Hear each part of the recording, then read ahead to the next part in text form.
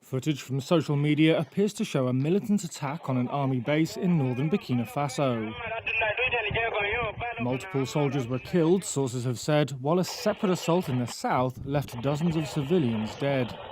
It's violence that underscores a spiraling insecurity in the junta-led country.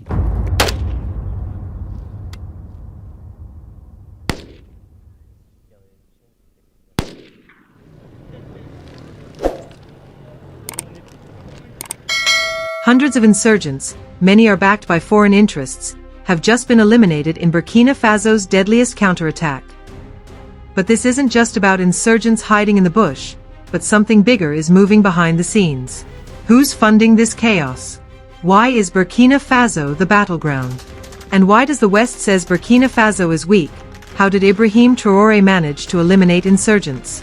Let's find out, but before we go, don't forget to like and share this video if you want IBRAHIM Traoré to succeed. When you hear Burkina Faso, what comes to mind? Probably not insurgent cells, satellite phones, and foreign manufactured rifles. And yet over the past few years, this quiet West African nation has become one of the most strategically saturated conflict zones on the planet. Not because of what it has, but because of what it represents, which is resistance to the West.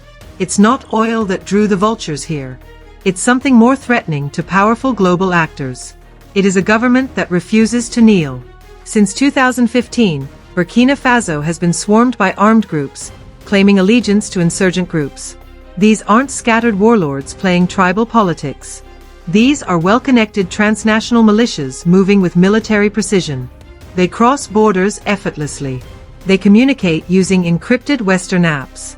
They show up with weapons too advanced for desert raiders and too organized to be freelance bandits.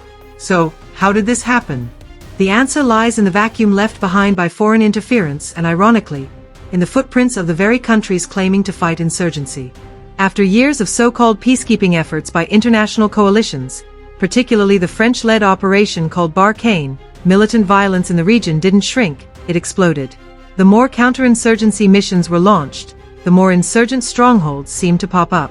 And where were these insurgents coming from? They are from Mali, from Niger, from the very conflict corridors where foreign forces had once dropped humanitarian aid with one hand and drone strikes with the other.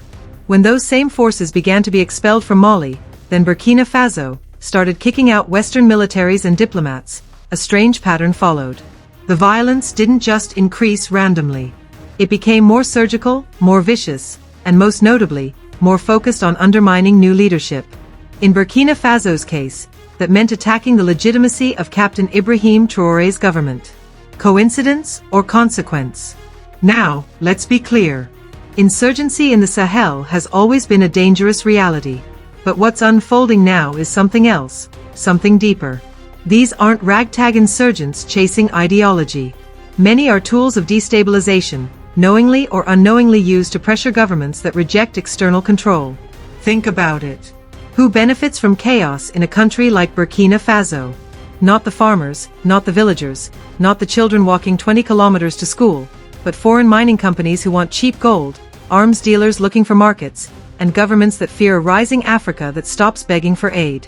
And make no mistake, Burkina Faso is rich not in the flashy oil reserve sense, but in strategic gold mines, in untapped energy, in agricultural capacity, and perhaps most dangerously to the West, is a growing appetite for sovereignty.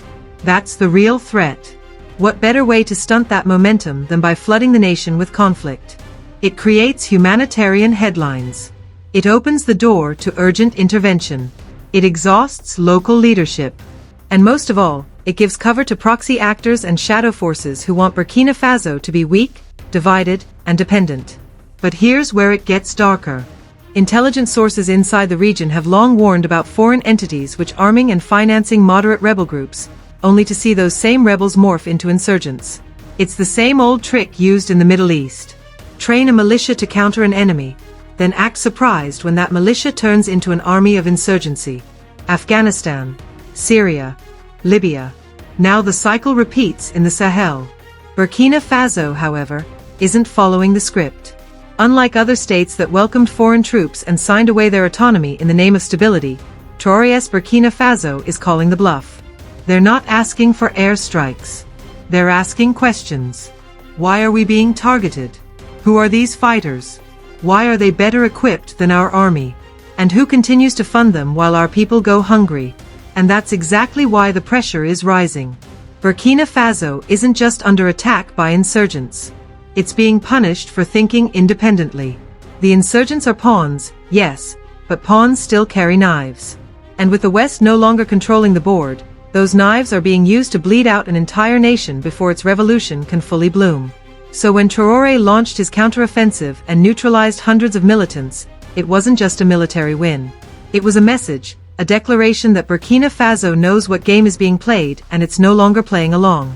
But if Traore is cutting off the insurgents' limbs, the next question is who's feeding the heart of this chaos? And how deep does the betrayal go?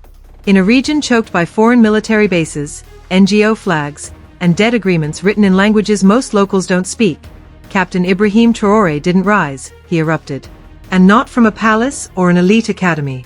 He came from the front lines, from the barracks, from the dust-covered trenches where real soldiers bury friends, not politics. His emergence wasn't polished or planned. It was urgent, angry, and rooted in the exhaustion of watching his country bleed while outsiders wrote the script. Burkina Faso didn't choose a career politician. It didn't need a statesman in a suit. It needed a shield, a hammer, someone who wouldn't just manage chaos, but would dare to dismantle the machine creating it. Traore became that man. When he took power in 2022 at just 34 years, the world media barely took him seriously. A young captain, they said dismissively, as if age disqualified resistance. But they didn't understand. This wasn't a political project, it was a liberation movement in uniform. While the West called him a military strongman, thousands of Burkina-based citizens saw something else. A leader who listened, a leader who didn't smile for cameras in Brussels, but sat on the ground in war-ravaged villages, hearing stories the world ignored. And the moment he walked into power, he broke the pattern. The old formula was clear. Crisis erupts. West offers help. Western troops arrive, resources get secured, nothing improves. Under that model, Burkina Faso remained unstable yet permanently under care. A patient was never allowed to leave the ICU. But Traore unplugged the machines. His first major move ending military cooperation with France. No hesitation, no negotiation, just a clean break. After nearly a decade of ineffective foreign intervention, Traore said what most African leaders whispered behind closed doors. You're not here to protect us. You're here to protect your interests. And with that, French troops packed up and left, stunned, humiliated, and furious. The ripple effect was instant. Intelligence networks were severed. Training programs halted. Aid packages paused. Western media narratives sharpened overnight. Suddenly, Traore wasn't a reformer. He is a threat to democracy. But democracy had never stopped bullets in Burkina Faso. It never protected villagers from insurgents or gave soldiers proper boots. It had only created governments that looked stable from the outside while rotting within. Traore's second move was even more controversial, inviting Russian military instructors into the fold. It wasn't just about strategy. It was about signaling that Burkina Faso would choose its partners. This wasn't about ideology. Traore wasn't joining some Cold War cosplay.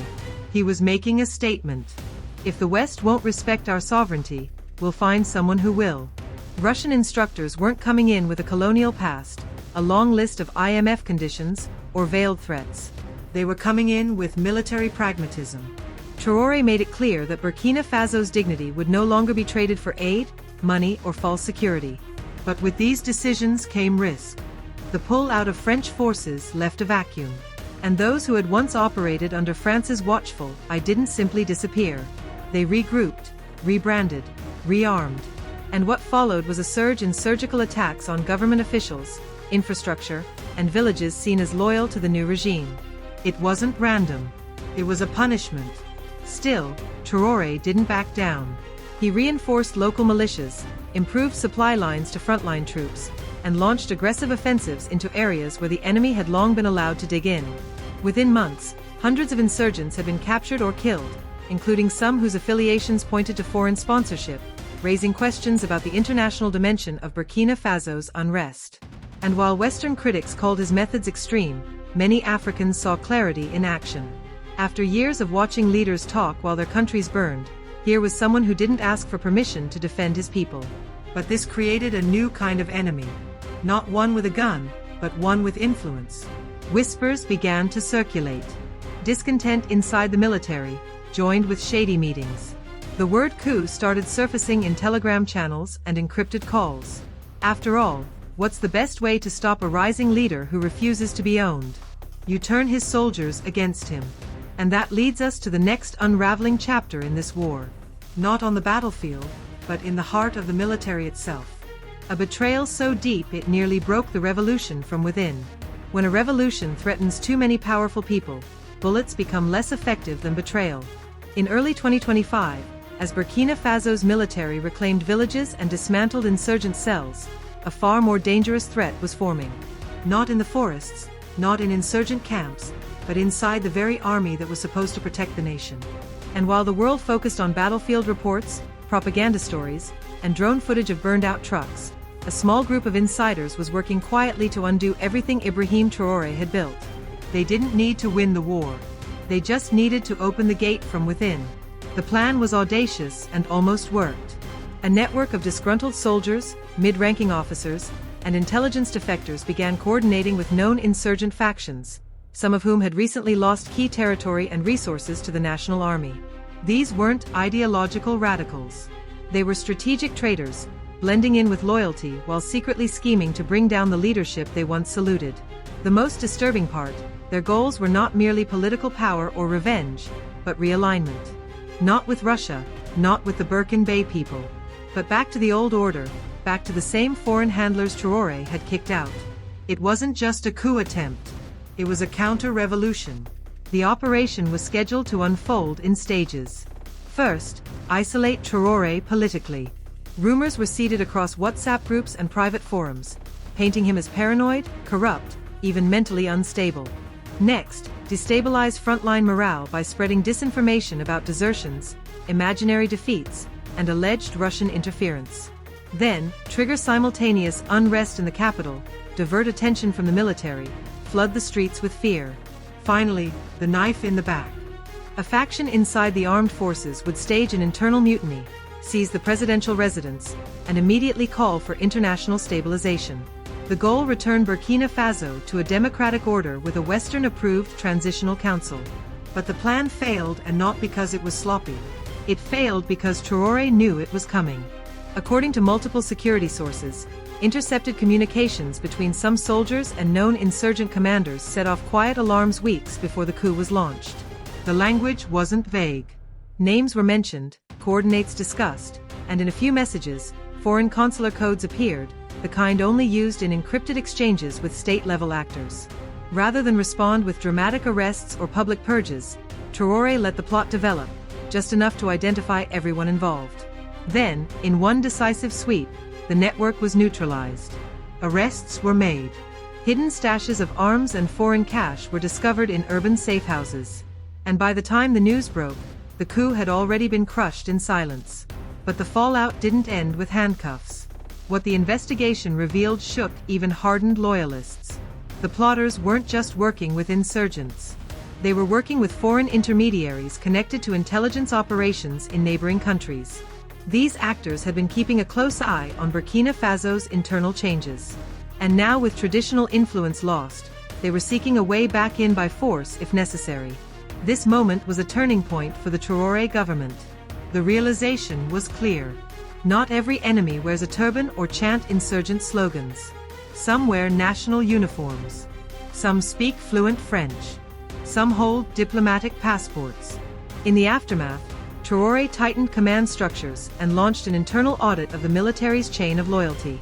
Units were restructured. High-ranking officials with unexplained assets were dismissed quietly. A new layer of community-based intelligence was deployed. Trusted civilians embedded within villages to report suspicious military behavior. It was the birth of a people-powered security model that no foreign blueprint could replicate. But the scars remain. The coup attempt, though failed, left behind a sobering lesson. Sovereignty doesn't collapse through invasions. It collapses through infiltration. And for Burkina Faso, that meant a permanent war on two fronts. One against insurgents in the bush, the other against double agents in the shadows. Yet, perhaps the most dangerous battlefield of all wasn't the forest or the army barracks. It was the delicate space between survival and suspicion, especially when ethnic tensions are weaponized and civilians begin to look like combatants. And that's exactly where the next front would emerge in the villages among the people, where distinguishing friend from foe became nearly impossible. So what happens when war reaches your doorstep and you're asked to choose a side with a gun to your head? In every war there comes a point where the front lines blur, and in Burkina Faso that blur begins in the villages. After foiling a military coup tied to insurgents and foreign handlers, Captain Ibrahim Traoré's government found itself in a new kind of battlefield. One not marked by territory, but by identity. And nowhere was that battlefield more volatile than in the Fulani communities scattered across the country's north and east. The Fulani, also known as the Pool, are a nomadic ethnic group that stretches across West Africa from Senegal to Nigeria. In Burkina Faso, they number in the millions. Traditionally, cattle herders, traders, and settled farmers, the Fulanis, are not new to conflict zones. But in recent years, they've become the most misunderstood and most dangerously stereotyped group in the counter-insurgent war. Here's why. A growing number of insurgent cells operating in Burkina Faso recruit heavily from Fulani populations. The reasons are complex, which is poverty, marginalization, lack of education, and the erosion of traditional livelihoods due to climate change and land disputes have made many young Fulani men vulnerable to radical narratives. Jihadist leaders often exploit Fulani people, offering money, protection, and a warped sense of purpose in return for loyalty. But instead of separating the insurgent recruiters from the innocent majority, some within the Burkina-based security apparatus have fallen into a devastating logic. Fulani are insurgent. This is where the war takes its ugliest turn. On one hand, it's undeniable that some Fulani have joined insurgent groups. There have been cases where entire villages were complicit, offering food, shelter, and information to insurgents in exchange for protection. In these areas, the line between civilian and combatant has genuinely blurred. And when soldiers lose comrades to IEDs planted on dirt roads outside these same communities, the thirst for vengeance grows harder to contain. But on the other hand, the vast majority of Fulani are innocent, trapped between insurgent coercion and military suspicion. And each mistaken raid, each mass burial only strengthens the insurgents' recruitment narrative. It becomes easy for insurgent preachers to say, "Look how they treat your people. Look what your country has become. We are your only protection." This isn't just tragic. It's strategic. The weaponization of ethnicity isn't a side effect of war. It's a tool. And many believe it's a deliberate one, designed to fracture national unity and make true independence impossible. After all, a divided Burkina Faso is far easier to manipulate than a united one. The more Fulani are alienated, the more recruits insurgent groups obtain, and the longer the conflict drags on. Perfect conditions for outside forces to reinsert themselves under the guise of peacekeeping or mediation. And yet, something remarkable is happening. In defiance of this pattern, local leaders from Fulani communities have begun speaking out, not against the military, but against the insurgents exploiting their name. Elders are holding peace dialogues, organizing defense groups loyal to the state, and even assisting in the identification of foreign-trained operatives embedded among them. Some Fulani fighters who once joined insurgent groups have returned to the government under reintegration programs, offering critical intelligence in exchange for amnesty. This is what the international media often ignores. Burkina Faso isn't descending into ethnic war.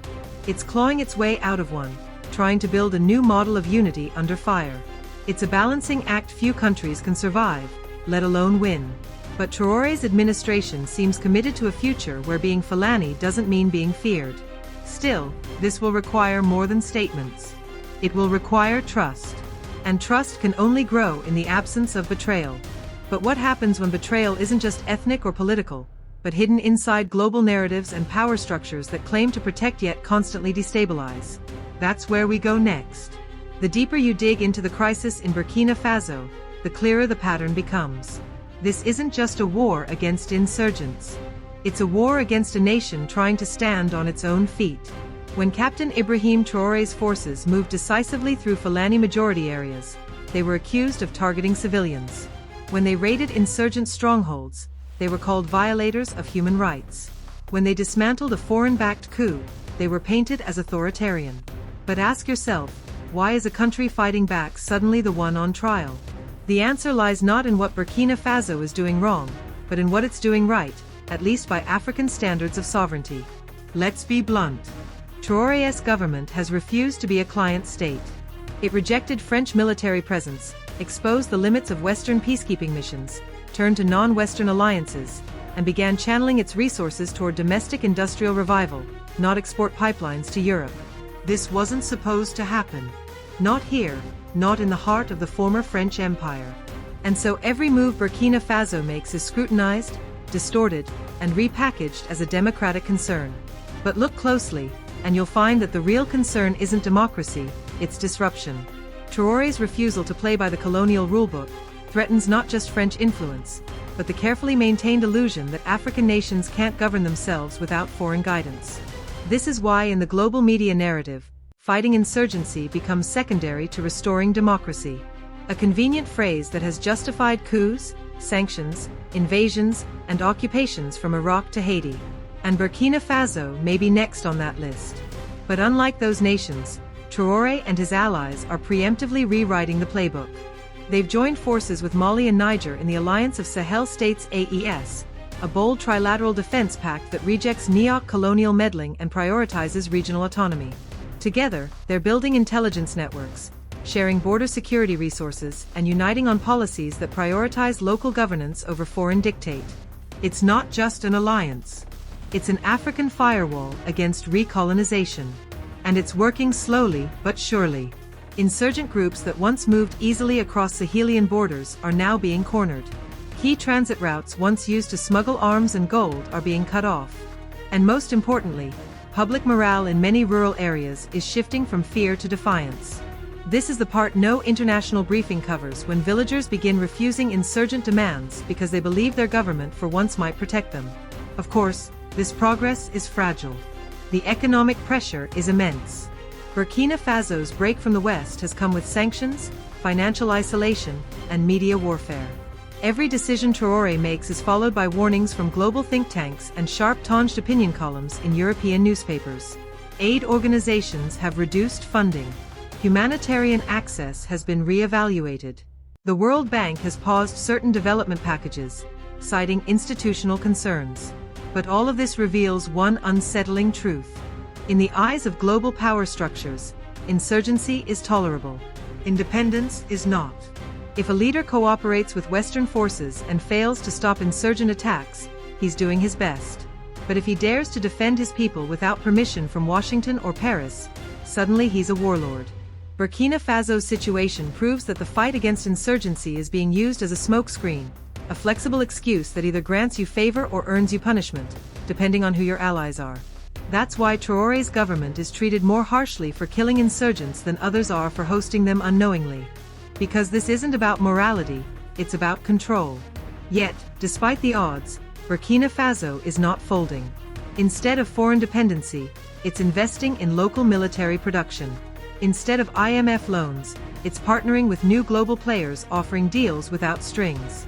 And instead of appeasing critics, it's building a new political culture where the army, civilians, and traditional leaders co-govern in survival mode. It's messy, it's raw, and it's entirely African.